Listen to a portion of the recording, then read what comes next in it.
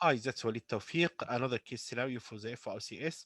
We have this lady, 64 years old, presented to ED with a severely painful left hip. What do you see? So this is an AP view of the left hip and part of the right hip. I will focus on the left-hand side, showing a hybrid hip replacement with a dislocation. That's maybe anterior or posterior. On the stabular side, I cannot see any loosening around the stabular component. There is a reasonable abduction angle I cannot comment on the version.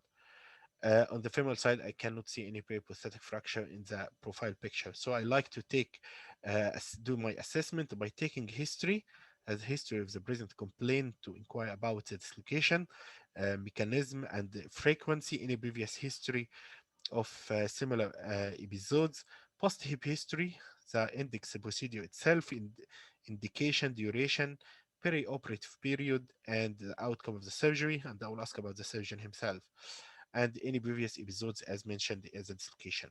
I will ask about post-medical history, ask the patient general medical condition, and I will inquire about risk factors that can lead to dislocation. That can be either in the patient biology, like any central nervous system or peripheral nervous system disease, any muscle dystrophy, or previous injury, and the indication itself for surgery. And patient biomechanics, if the patient had any spine or spinopelvic disease like effusion that can be iatrogenic or pathological like ankylosis. I will examine general patient observation ED. Local, I will look at the position of the limb scars and distal neovascular examination. I will proceed for imaging or investigations. I will do a plain radiograph of the hip as I obtain one now. I will do another view, including the whole length of the implant and in profile. I will compare that with previous radiographs when the hip is relocated. I will do CT scan as a for definitive surgery. That's after relocation of the hip, and that's as a pre-operative planning.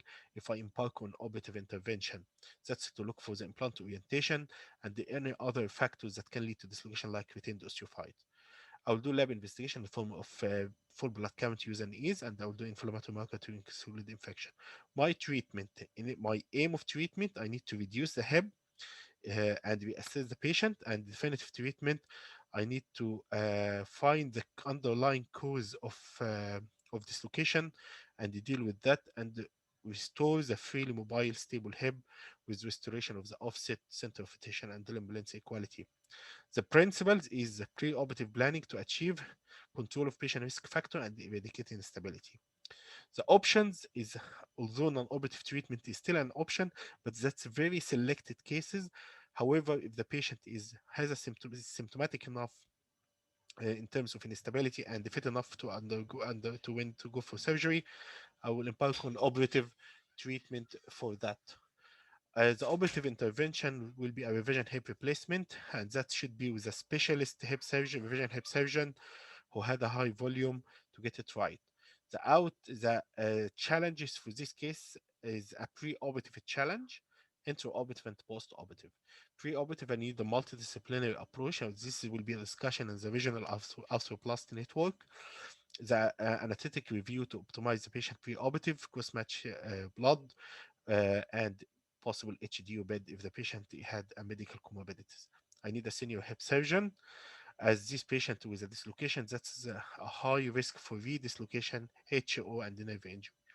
Other specialties to be involved with, yes, in case of this patient had some sort of spine, pathology, neurology, and physiotherapy involvement. My pre-operative planning to think about the two elements, implant to remove and implant to reconstruct. Implant to remove should be careful with bone preserving technique. I need to bring the the previous operative notes.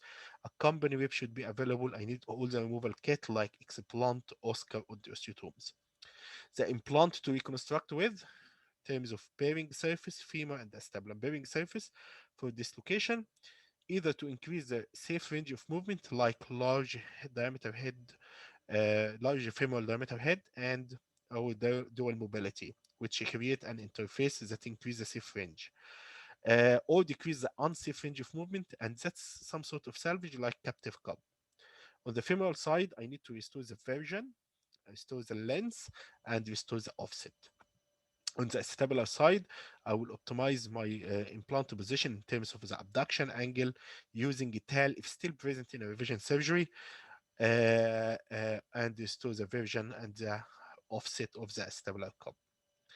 Intraoperative challenge, exposure. I will go through the posterior approach, identify and protect the sciatic nerve, careful dissection around the abductor using all the scars if possible.